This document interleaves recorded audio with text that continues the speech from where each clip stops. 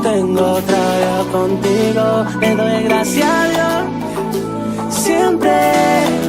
Pasándolo contigo en la playa, devorarte como el sol de la mañana, viajando todo el día sin drama, solo tú y yo. Un día bonito lleno de alcohol, tomar un shot pa' ti, un shot pa' mí, un shot. Un día bonito lleno de alcohol, tomar un shot pa' ti, un shot pa' mí, un shot. Siempre lo pasamos bien lindo, lindo. Un verano contigo lindo, lindo. Me fui de vacaciones, baby, me perdí, buscando el sabor que encontré en ti. Canela con dolor de Bacardi, lo sentí. Baby, me tiene desenfocado, viendo doble, bien borracho, demasiado jodido contigo. Pasándome contigo en la playa, devorarte como el sol de la mañana, viajando todo el día sin drama, tú y yo. Un día bonito lleno de alcohol, tomar un shot pa' ti, un shot pa' mí, un shot. Un día bonito lleno de alcohol, tomar un shot pa' ti, un shot pa' mí, un shot. Un día bonito, bonito, un día bonito, bonito.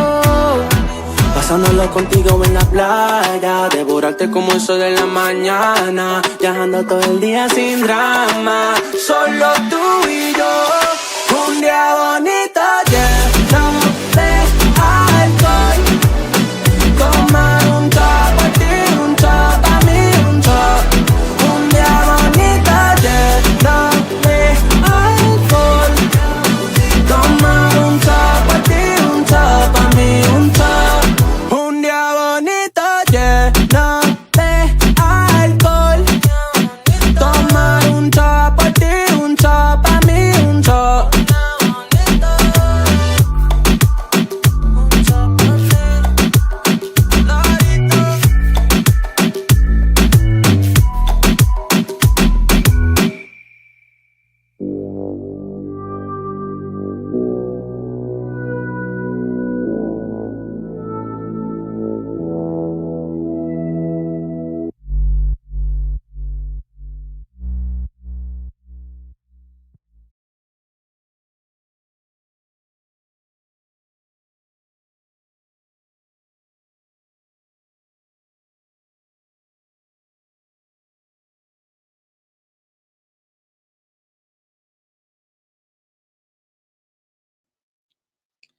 Hello, everyone. How is everyone today? I missed you. Did you miss me? Well, I missed a lot because a lot has happened. So we've got a lot to get through. Hey, Elaine. Hey, Suzuki. Hey, Veronica. Hey, Patricia. Hey, Joan. Hey, Kathy G. Hey, Connie. All right, let's get into it, shall we? Let's get into it. Because there's quite a few things. True. Some good, some bad, some WTF. First of all, before we get into the royal stuff, I have to, because I was just so impressed by the theme of the Met Gala this year. I feel like I have a love-hate relationship with the Met Gala.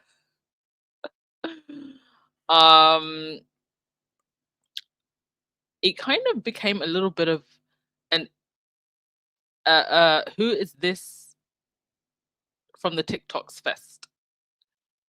And that's not to say that there aren't some influencers or TikTokers or content creators that are just truly amazing. But I think it got a little bit too much and kind of veered away from what the Met Gala is really meant to be. It is kind of meant to be about creating this over the top fantasy land with the creme de la creme of the celebrity world. But I feel like we kind of went back to its original state this year, and what an incredible theme they chose: dandyism, black dandyism. And I came to know about dandyism a couple of years ago through um, the Congo dandies, um, and these are the men in the Congo who dress in colorful suits, stylish suits. Um, but you see examples of dandyism also in the United States, in the UK, and it has an incredible history, partly pushing back against or using fashion as a form of resistance, but also of pride, um, and use Black people using clothing and personal style, specifically um, the European sensibility of the dandy as a form of like self-expression and to address like certain social limitations. So it was chosen as this year's Met Gala theme, and Lewis Hamilton was co-chairing with, please forgive me, I forget this gentleman's name, but he was co-chairing, and Anna Wintour chose him. But Lewis was really the star of the evening, and let me tell you what else I love about this, specifically about Lewis. The former head, I believe he's now the former head. I think he stepped down from his role of Formula One, Bernie Ecclestone, this cranky fogey. He's had a lot to say about Lewis and the fact that Lewis um, has kind of stepped into his fashion game. And I've always felt that there are people in Formula One, particularly Bernie Ecclestone, that are very resentful of the fact that Lewis, being a Black Formula One driver, the only and most prominent Formula One driver, is also a Black man. And Lewis also has pop culture crossover appeal that other Formula One drivers just don't have. And they've had a lot to say about the way Lewis dresses, his choice of fashion, and him choosing to co-chair the Met, the highest honor in, probably in fashion, in pop culture fashion, that you can be given, I think is just him leaning into what he loves and not listening to the noise. Lewis is not only a great athlete, but I think also a great businessman, and I think he knows um, that he can do more beyond the track. I'm not a Formula One fan at all. I don't care about the sport. I don't really know any of the other drivers, but just as a pop culture figure, I'm really interested in Lewis. And I also love that he chose to also honor Black women at this event.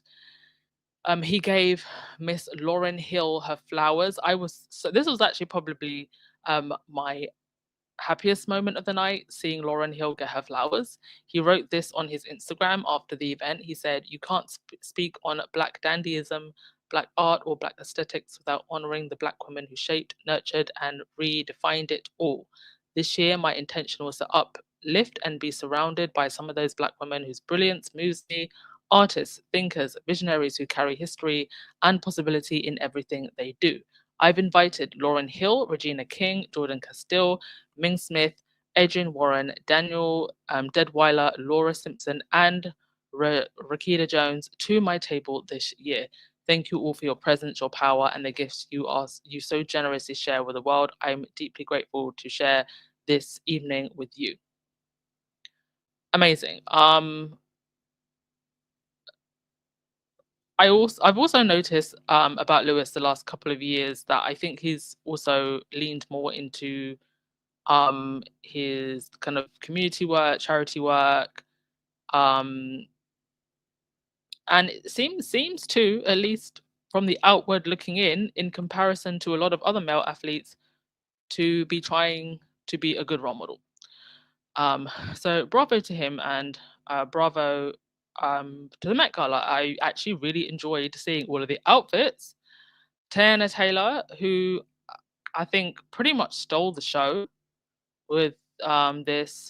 I think the theme of her one was Harlem Rose, because a huge part of the Black Dandyism movement was in Harlem. Loved this.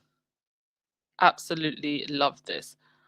Tana Taylor has become just one of my favorite people. She just exudes dark feminine energy to me, and she's one of these people in the industry that has really worked her way up and is having a slow and steady um rise.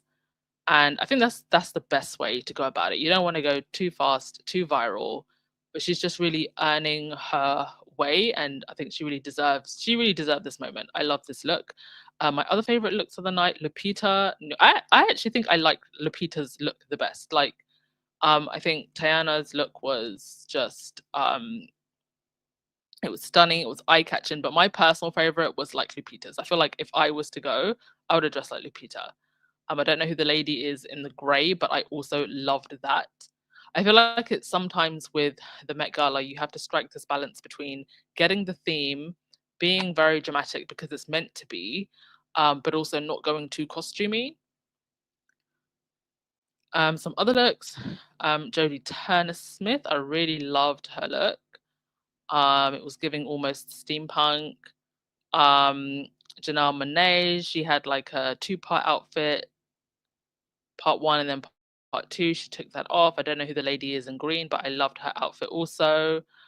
Friends of Harry and Meghan, Serena Williams. I'm not quite sure what Serena Williams, whether it was meant to be an ode to someone, because some people didn't go with a dandy look, but they gave like an ode to someone, like Megan the Stallion. I think she gave an ode to Josephine Barker. So I don't know what Serena's look was meant to be, but it didn't really catch the theme for me, but she looked amazing still. Melody Hobson, who's one of Megan's mentors, looking lovely in a suit. Also Mindy Kaling looked very nice in a suit, and our godfather Tyler Perry looking incredible also. I'm really glad he got an invite. Zendaya, keeping it a little bit more simple, like she's in the past gone for very dramatic looks. But I think for me, with Zendaya's look, it kind of reminded me of Megan's Dior look from the Jubilee. But I think it was just like not so much the fact that she didn't go for an overly dramatic look, but like the angles were incredible. Like the way her face just sat under that hat, her placing, her posing. So it was simple but powerful. Loved it. She always looks great. She usually does something a little bit more dramatic for the Met, but I think she kept it more like toned down this time. Um, the men also bought the fashion this time. Also Kamala Harris there in the middle. Didn't go didn't go too much with the theme. I think she could have pulled off like a pretty dramatic suit at least, but nonetheless, she looked very elegant and lovely. The men really, really bought the fashion. I love this gentleman here with the hat and the clocks and the timepieces on his outfit. Megan the Stallion, an ode to Josephine Barker, went for a very glam look. Stevie Wonder and Diana Ross were in the same place. Like, wow. Two icons. I love Stevie Wonder's train and Diana Ross's train, very spectacular. I believe she had her children's names on her train. Amazing. I don't know who this actress is, but she, I think, really killed it with this look. She had Taylor's rulers on her dress. So the theme was also like tailoring as well. So that was amazing. Tracy Ellis Ross looked amazing with a giant bow. Um, some more looks from the men. A lot of people giving odes to Andre Tallon, who sadly passed away not too long ago. Huge dialogue icon, especially for menswear. See a couple more. I forget her name. Is it Jasmine Tookes in the white and an outfit a little bit similar to Zendaya? I always feel like with the all white outfits, they could have added like a splash of color somewhere. Cardi B looked incredible. She's actually done pretty well with her Met looks in the past, but I actually think that this is her best look. And but I this is the kind of look that I expected her to be able to pull it off really, really well. And I forget the name in the pink, that's a supermodel. Um yeah, her look was nice as well. Is that Anok or is it the other one? Am I confusing their names? Tyler in the middle, here, and also I don't know who the lady is in the black, but the back of her outfit was killer. Killer, killer. And yeah, those are my favorite Met looks. Tell me what you thought. What did you think of the theme? Thank you so much to Elaine Parker for the super sticker, much appreciated, and to V Bram as well.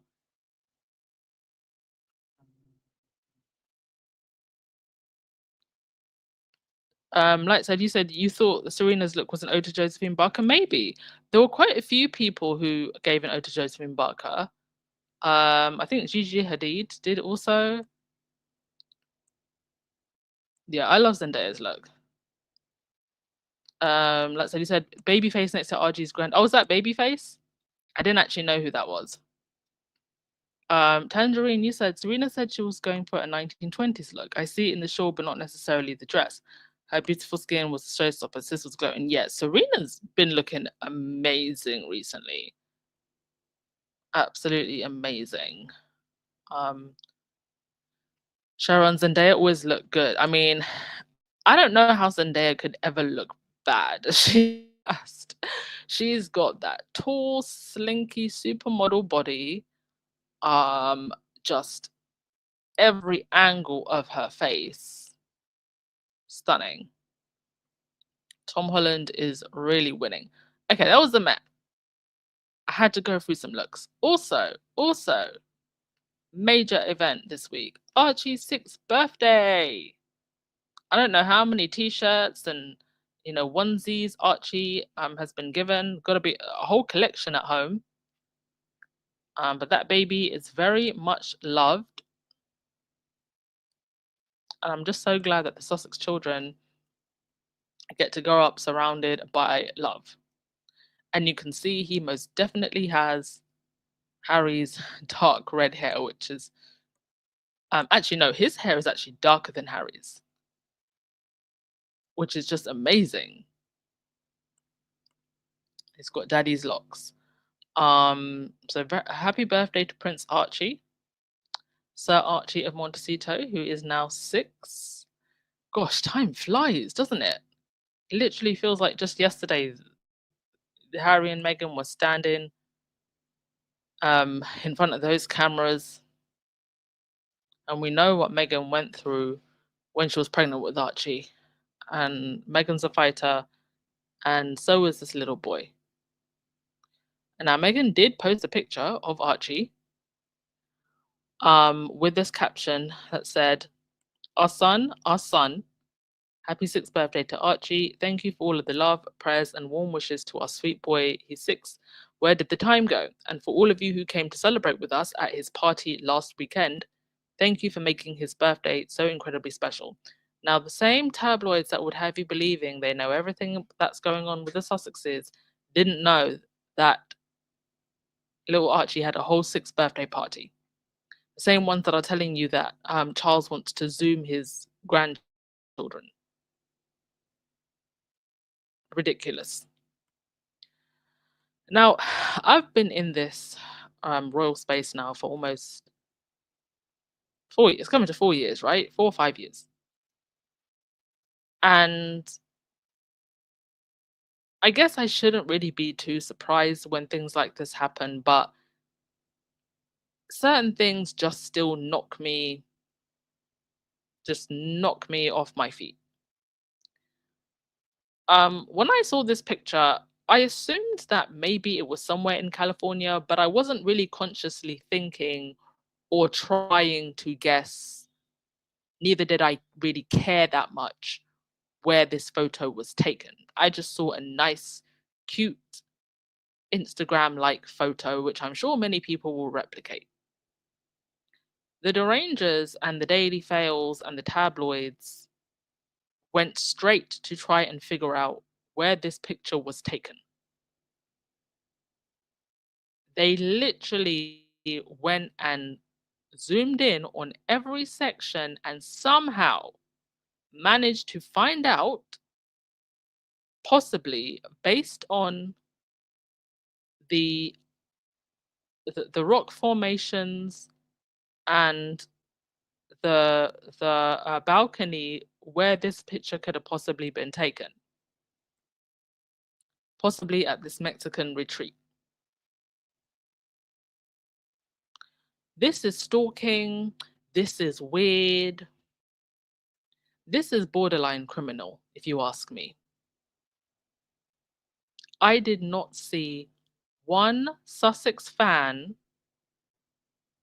posting trying to find out where this picture was taken. But the Derangers and the tabloids, with their obsession, went through all of this trouble. Like, do you know how much trouble you would have had? I don't know. I mean, I guess nowadays with Google search, maybe it wasn't that hard. But still, the fact that you would even think to try and find out for what? This is why I keep saying I'm grateful for whatever Harry and Meghan want to share with us regarding their children. But if they never shared anything again, you will never hear a complaint from me for this reason. This is crazy behavior. And this is why I keep saying the tabloids at this point are feeding an obsession with this couple to crazies. Who reads the Daily Fail even wants to know where Harry and Meghan supposedly were for their holiday? You shouldn't even be worried about where Harry and Meghan were for their holiday because you're not paying for it. You should be more worried about the other royals that go to um island retreats that cost tens of thousands off the back of the taxpayers' money. Oh, they're like, this is what they're doing. You also had, wasn't it? It was Charlotte's birthday. You also had Louis' birthday. You had Camilla and Charles having portrait reveals. Jesus. And what are they all looking at? What is the crowd all looking at? Archie's picture. Anyway, in much more positive news, we had the latest episode of Confessions of a Female Founder. I did actually get to listen to this one this week, and this so far has actually been my favorite. They get better and better. What I loved about this conversation, though, more than the business lessons, and there were a few that I will mention, I feel like with each episode, we're getting to see more and more just how Meghan is with her friends and business partners, and many of her business partners are her friends, and just how she handles herself and others around her, and just how authentic she is with other people, and in being so, how other people are able to be authentic with her. Hannah Mendoza, who is the co-founder of Clever Blends, she wrote this. When we first met, I showed up in a crinkled linen jumpsuit, messy bun, and Birkenstocks. I was 26, fresh to being a founder, and this was the most important meeting I'd ever taken.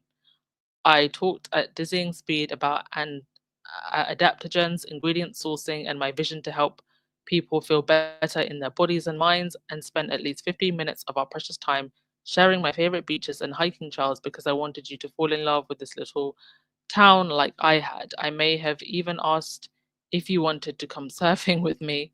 It's a beautiful thing to naively show up exactly as you are and still be believed in. And even more beautiful as the years pass to feel that belief endure as the stakes get higher.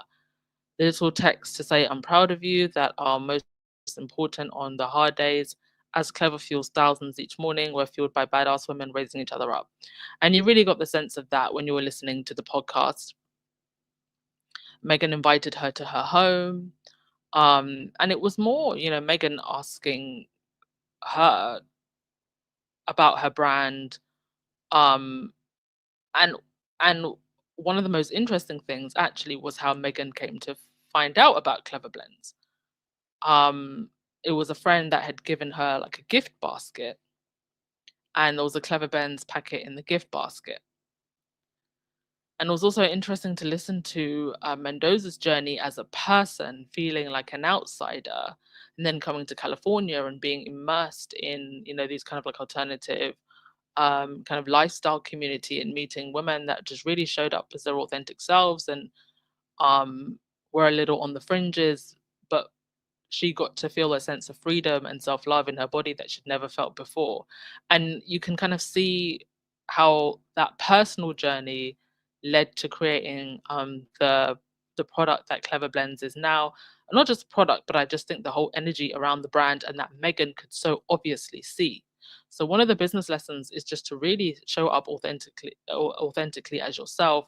And I think also to to both founders and VCs and investors, allowing space for that, because the way in which Hannah describes her meeting with Meghan, it's not the typical, you know, in a suit or in a hoodie, pitching to these big VCs, kind of storyline that you hear about these big tech companies, these big consumer brands. It's actually just it was so much the opposite of that.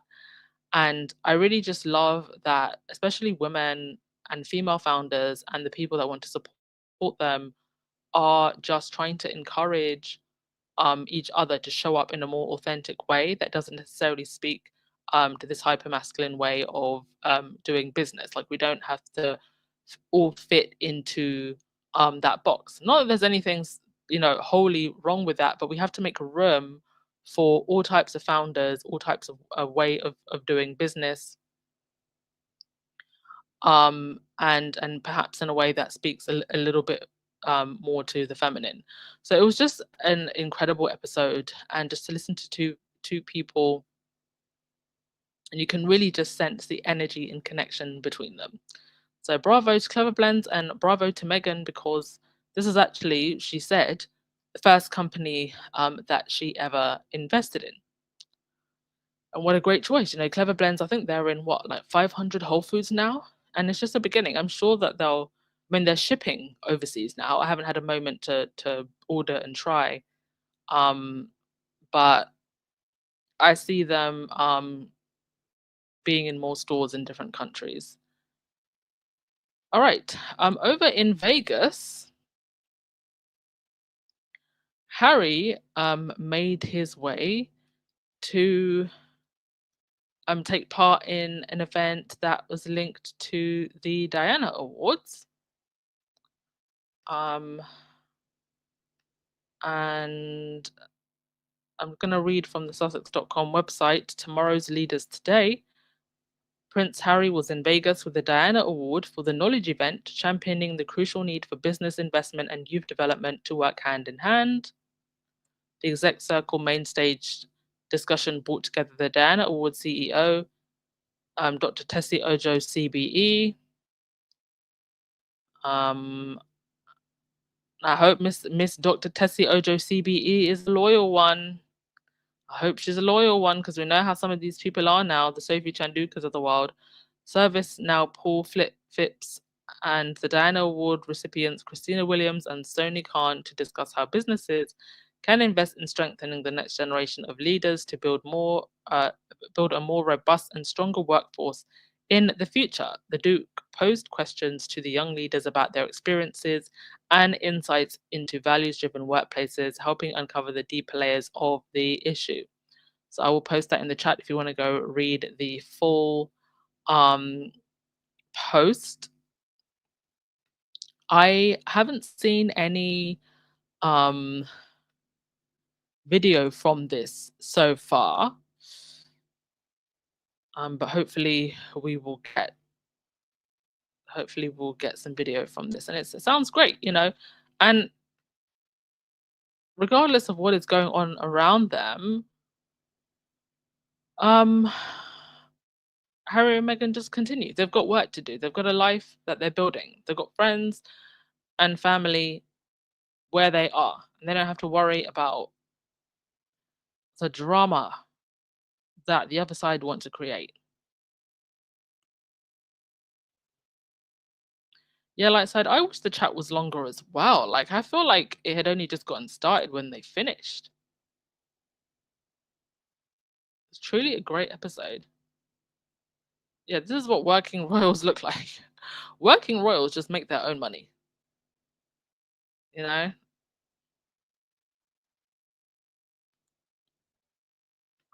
Soul Brother, you said, I hope Princess Meghan makes $1 billion with her lifestyle brand. That would make the UK media and royal family sick. I think she's well on her way to having $1 billion IPO for sure. For sure. Okay. Next. Oh boy. Oh boy, oh boy, oh boy. What's happening here? How many traitors can you count in those seats? But Charles and Camilla, you got the Kai Starmer behind them, and then you can't see her full face, but Kemi Badenoch, who's the head of the Conservative Party. I keep actually forgetting that she's the head of the Conservative Party at the moment. I'm so plugged out of UK politics. But there they all were for the VE Day celebrations, and Camilla was thirsty. She was thirsty. She always is, but she was super thirsty. Let me just first of all say that Elizabeth would never. The late Queen, not this fake one, would literally go thirsty before ever sucking from a plastic bottle like this. By the way, she actually dropped the bottle and the Prime Minister had to pick it up. Scandalous. No class whatsoever. Had all this time to practice and refine herself, and yet here she is. And this is a problem that we're seeing with Camilla. This is what happens when you steal somebody else's destiny. When you destiny swap with someone else, she destiny swapped with Diana. You were never really meant for that position. And we keep seeing this over and over again. Sector, blue light organisations and members of Jersey's Youth Parliament. Sector, blue light organisations and members of Jersey's Youth Parliament.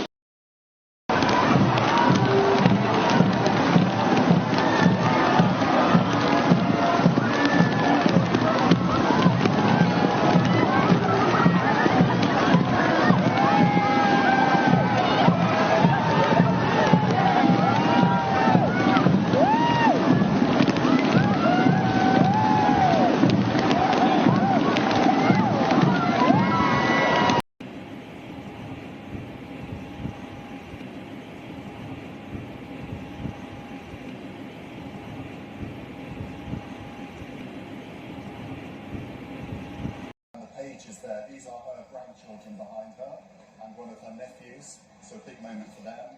And then the King will have a separate set of pages which will include Prince George. And when they leave, they'll...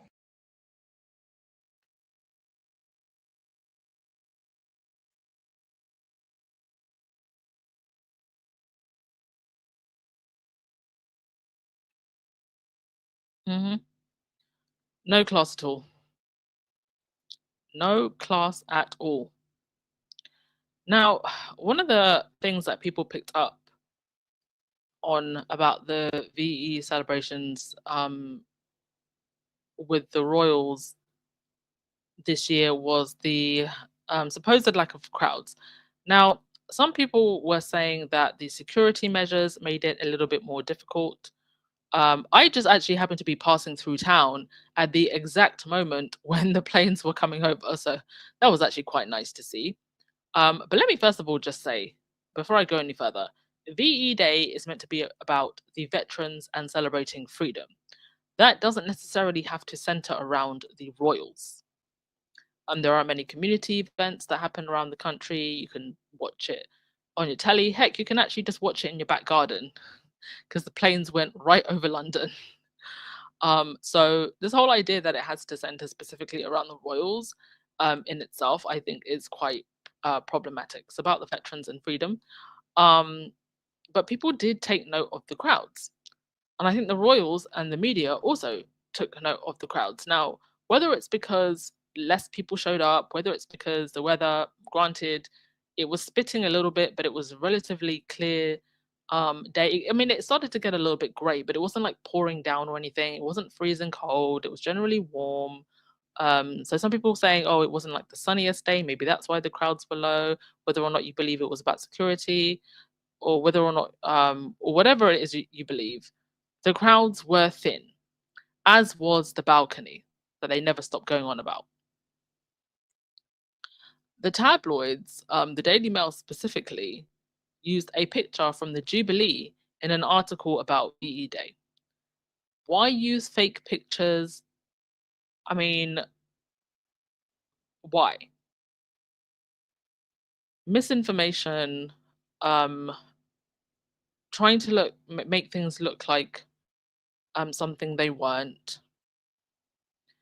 And it just further goes to show just how deep the rock goes with the invisible contract. Now, let's have a look at the balcony pic, because since they want to go on and on and on about the balcony, this you can see one from when the Queen was still alive. So you have the Queen in the middle, Andrew and Charles on either side. You have Harry and Meghan there at the back to the left of Andrew. I believe is that Zara and Dem on the other side, and then on the other side you've got Kate, William, and the Wells children, and some other royals scattered also all the way to the back. And then this year you have Kate, William, Charles and Camilla in the middle, Anne, her husband, and the Edwina and Ford Fiesta on the other side. Yeah, I mean, quite the stripped down balcony indeed. They made such a big deal about this balcony only for it to be a flop and a big fat nothing burger here. Nothing burger with some very, very sad faces. I mean, the body language all around, especially when they got off the balcony and were walking away, really something. This is what it looks like when the gold has actually been scratched off of your cage, and now you're just in a cage. These people aren't even happy in the institution that they're in. Harry said it himself, they're trapped. I mean, you seriously look at that balcony. Try to ignore that Andrew's there, but otherwise, full of colour. And some joy, actually. They genuinely actually look happy in that picture. And they're not even trying in the other picture. Oh dear. I also find it hilarious that they all wear these medals. This is VE Day. And none of these people have served. Not on the front line anyway, apart from Harry, who wasn't there this year. All of them chocolate medals they give themselves. Oh dear.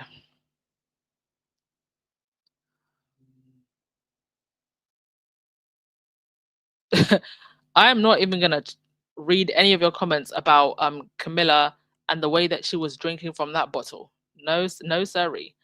I had enough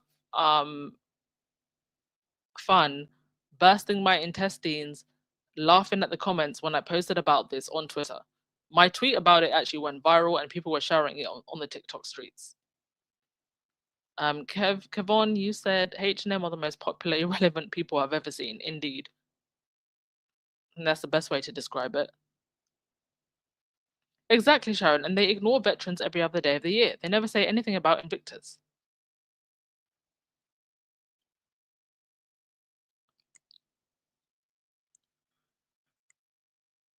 Yeah, Camilla was drowning under an umbrella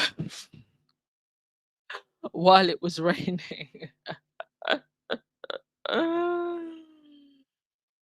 Oh my gosh. Hilarious. Yeah, you can see the children are struggling, which is so sad. Everybody just looks miserable. To Dominica, why did he have to marry that woman? I asked this question for the 1000th time. I feel like Camilla actually, Freud might argue that Camilla represented some kind of mother figure in Charles's life that he never had in the Queen.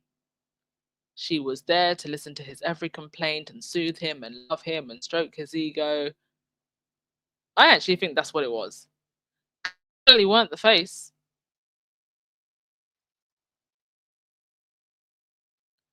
Okay.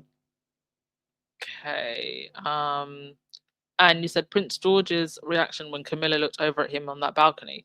The boy looked scared. He cowered it down. Listen, Camilla is the type of stepmother that would give you a poisonous apple for sure. It wouldn't be the first time she looked at him. I think that Camilla is already planning some evil schemes for the world's children, because if William and Kate divorce, George, the children, George especially, sorry, even if William and Kate divorce, there's still going to be a lot of interest in the children from the press. So I believe that this sad woman actually sees the children as a threat. And she's probably already scheming and conniving right now as we speak against the children, especially George, being that he's the next in line. I think the one thing that might save the children is that Camilla is just so elderly and they're so young, and there's still a while to go before these children actually take front and center in the monarchy. If at all there will be a monarchy by the time they get to their late teens, adulthood, and what will that monarchy look like? What will be of it? Oh. Lightside, you said, I was just having an internal dialogue with myself asking, what in the no class world did Charles see in that woman? Well, it's not like Charles exactly has class himself, does it? But yeah, I think that he wanted someone who was like a motherly figure, who didn't make him feel like a small man. But he needed someone on an emotional level. I think Charles needed someone who he felt he could be the star in that relationship, but he also needed someone who was a star. He needed Diana's star power. But of course, he's a future king, so you can't outshine the future king. This is the problem with hereditary monarchy. Just because you're next in line doesn't mean you're the star, and it doesn't mean that everybody's going to like you. What he needed is therapy. I don't know if therapy would have helped. I think he probably needed an exorcism or 5. Okay, now when I was on the podcast last time, some of you started saying that the BBC had actually retracted their interview. And at the time, I only saw one headline, and that was from GB News. So I wasn't too sure if this was true. But since then, they posted a full statement about this. Now, I have to say, the lady who interviewed Harry, she was for the BBC, but she was American based. Now, she has actually done an interview in the last 24 hours where she defends the interview. She went on, I think it was an Australian TV network, and they basically tried to get her to crap on Harry, to say nasty stuff about him, but she stood her ground. I don't have the audio now, but maybe I'll play it tomorrow, or maybe Baron will play it later. But she stood her ground. So the BBC came out and said, or it seems like the BBC in the UK, the programme covered the latest developments in the story of Prince Harry and his legal case around protection for him and his family in the UK, and interviewed former Close Protection Officer Richard H. to get a broader understanding of security consideration. Now, so this is actually in reference to the Radio 4 interview that was given. So this Richard guy, okay, I think I'm mixing things up a little bit. So this Richard guy, what he actually says in his interview with Radio 4 is that the process under which Harry was denied his security is an establishment stitch-up. Now, Richard actually doubled down on Twitter. And for somebody in the close protection services to say this, I think has definitely got them shook. They said the claims were repeated that the process had been an establishment stitch-up. It is, and we failed to properly challenge this and other allegations. Oh, so when somebody actually speaks the truth, you fail to properly challenge this and other allegations. It's a shame that you failed to challenge Hugh Edwards, that you failed to challenge Jimmy Savile, that you failed to challenge all the other weirdos that work for you. This case is ultimately the responsibility of the Home Office, and we should have reflected their statement. You just know that the palace called them to put this out. We are pleased that the court has found in favour of the government's position in this case. The UK government's protective security system is rigorous. It is our long-standing policy not to provide detailed information on those arrangements, as doing so could compromise their integrity and affect individuals' security. We also should have given the view of Buckingham Palace. Now, this is the view of Buckingham Palace. All of these issues have been examined repeatedly and meticulously by the courts, with the same conclusion reached on each occasion. This was a lapse in our usual high editorial standards. I mean, it's interesting now, when somebody speaks the truth, it's a lapse in your editorial standards, but you regularly have people come on, even on the BBC, I've seen this, that that walking Skeletor, what's his name? Nicholas Whittle, bashing Harry and Meghan on the BBC. I mean, they're just so full of it. They're so full of it. But yeah, I'm sorry I don't have the audio for this Richard Attich. I think Heart Mum, Kelly, Meghan's friend, actually reposted this on her Instagram. But yeah, he basically said it's most definitely an establishment stitch-up, which it is. Harry basically sat there in front of the whole world right after the verdict came out. He was ready. And basically said, they want harm to come to my family and myself. That's the real story here. The real story is they couldn't care less, and quite frankly, they want Harry and his family dead. Like, there's really no other way of saying it.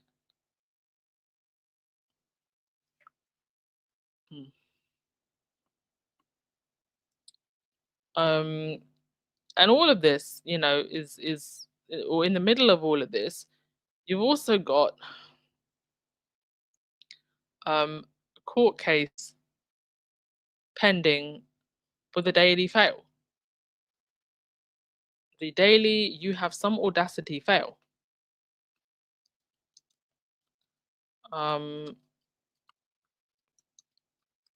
Let me just get this. let's get this article up and I will read this out. So, Mail publisher asks Prince Harry's lawyers for payment for evidence documents. Preliminary hearing held in case of Harry, Doreen Lawrence, and others against associated newspapers. Publisher of the Daily Mail has asked lawyers for Prince Harry to hand over any documents relating to payments or threats made for evidence in the legal claim against the news organisation. The Duke, along with a group of 6 others, including Liz Hurley, Sir Elton John, his husband David Furnish, are bringing legal action against Associated Newspapers Limited. They have accused the publisher. By the way, whenever I say Jonathan Rothermere, we're talking about the Daily Fail. Okay, just remember that. If we're talking the Sun, then we're talking about Murdoch. And this is when we're talking in relation to the tabloids. Okay, the two big players, Jonathan Rothermere, Rupert Murdoch. They have accused the publisher of conducting or commissioning unlawful activities such as hiring private investigators to tap phones, blagging private records, and burglaries to order. The group, which also includes actress Sadie Foss, Baroness Doreen Lawrence, and politician Sir Simon Hughes, accused the publisher of a web of illegal acts. ANL firmly denies allegations and is defending the legal action, previously describing the claims as lurid and simply preposterous. On Wednesday, Anthony White Casey for ANL told the High Court that the case is being brought principally as a result of information allegedly provided by third-party investigators. He asked the court to order the group's legal team to search for and disclose any documents that relate to payments, royalties, provided or offered, or any demands or threats made in order to obtain documents, information, or other cooperation. Now, I'm going to be honest and say I don't really know what a lot of this means in the legal sense, but I'll tell you what I know about the Daily Fail. They like to do anything and everything to stretch out the court case or proceedings to basically frustrate the other side and the courts. They did this with Meghan's case with the letter. So just remember that. In written submissions, White said a limited number of documents had been disclosed which showed payments were made or offered to procure evidence and invoices, but there is good reason to believe sentence have been offered or paid by the research team more widely. I mean, these are people that pay others to lie about Harry and Meghan. Now digging like this for people digging for the truth. Speaking in court, he said that one of the investigators was paid $16,000 for a series of invoices and her evidence. He added that this was buying evidence from a certain perspective and for evidence against newspapers. The audacity of these people to complain about that. White also asked to be provided with documents relating to when each of the group learned of the potential unlawful information gathering. He added that one of the claimants has disclosed a single document evidencing or referencing to the information they were provided with for their watershed moments. The group's barrister, David Sherborne, told the court that any documents that were not privileged had been disclosed. So Prince Harry's lawyer asked for unredacted documents from Mail's publisher. During a 2-day preliminary hearing, Sherborne made a number of applications, including asking for some documents provided by ANL to be unredacted, as they should be. He said lawyers for ANL had been excessive when redacting documents exchanged between sides earlier this year. Oh, because there's so much they're hiding. Sherborne added that there was redaction of parts of the documents which are necessary to understand the true extent of the unlawful information gathering, which he later claimed was habitual and widespread. And just remember, the attacks against Harry and Meghan, as this draws out going into 2026, are going to get worse. This is despite what seems to be a much reduced pool of documents, which appears to be the result of either very limited searches, non-preservation, or what the claimants can only sensibly infer was intentional destruction. The defendant instructed multiple PIs whose unlawful activities have been expressed expressly recognized by the courts with payments spanning decades and involving executive from both the defendants, newspapers, and numerous journalists.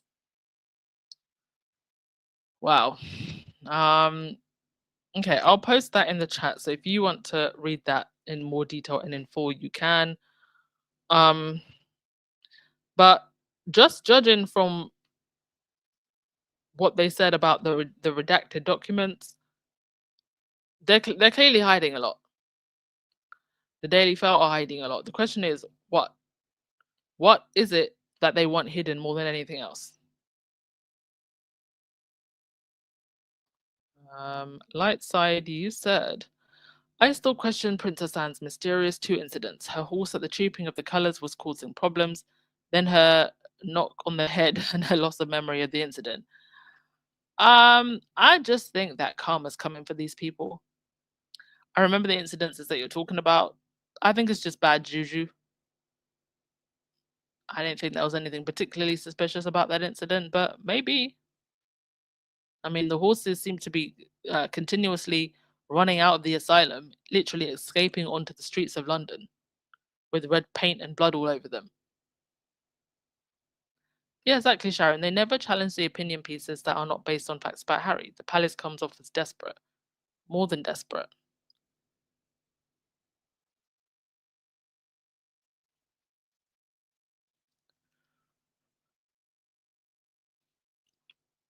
And Lewis, Camilla and her son got rid of Harry and Meghan, the 2 intelligent ones who saw through their BS. They created havoc and media manipulations so no one would ever believe or look too close what's happening. Indeed. I mean, there is clearly a rift between Camilla, Charles, Kate, and William. There is clearly a rift between Kate and William and the two sides. And the Tad boys don't seem to be paying attention to that at all.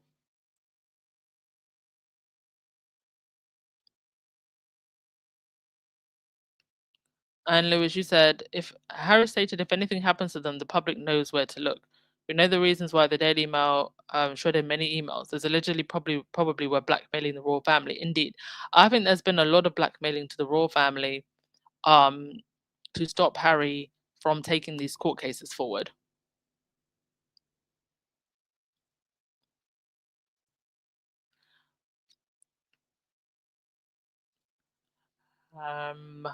Okay, was there anything else that I wanted to...